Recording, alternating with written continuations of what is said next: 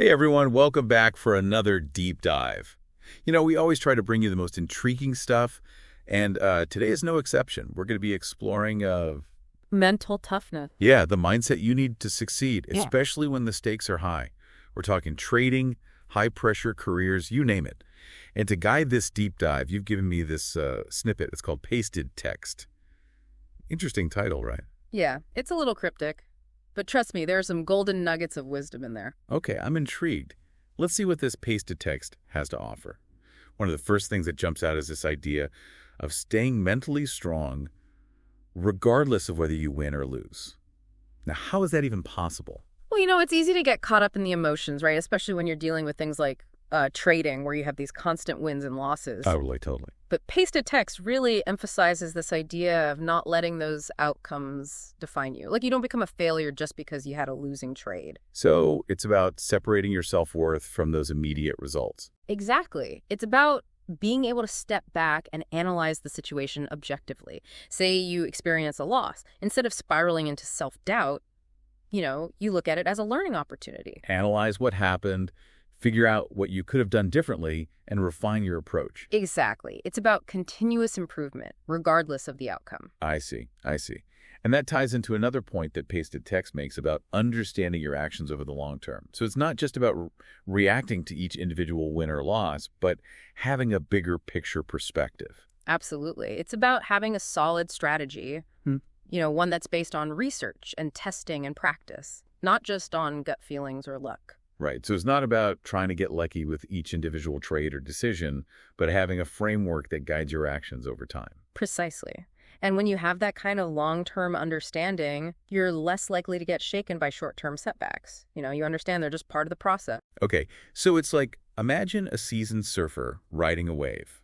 They know that there are going to be ups and downs, but they keep their focus on navigating the wave as a whole.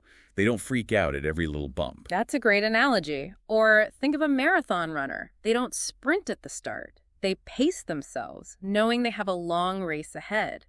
And this brings us to another crucial element highlighted in pasted text, which is confidence. Confidence, interesting. Right. Because when I think of trading and these high-stakes environments, confidence can be a double-edged sword. Yeah, and that's why the source is careful to distinguish between genuine confidence and arrogance. Okay, yeah, there's a big difference. So what does real confidence look like in this context? Well, it's not about thinking you're going to win every time or that you're never going to make mistakes.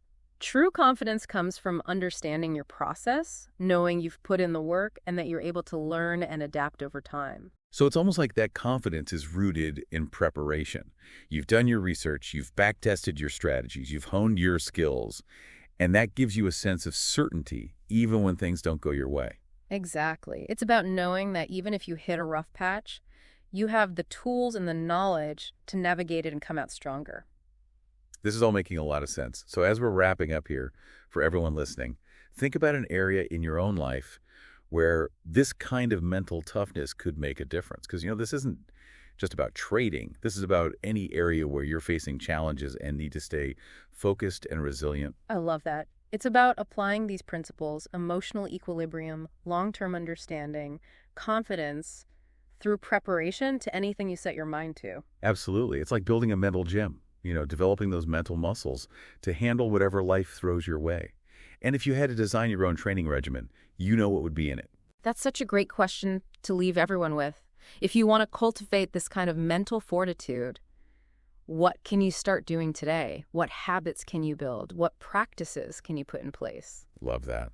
Such a powerful final thought. All right, everyone, thanks for diving deep with us today. Keep exploring, keep learning, and we'll catch you on the next one.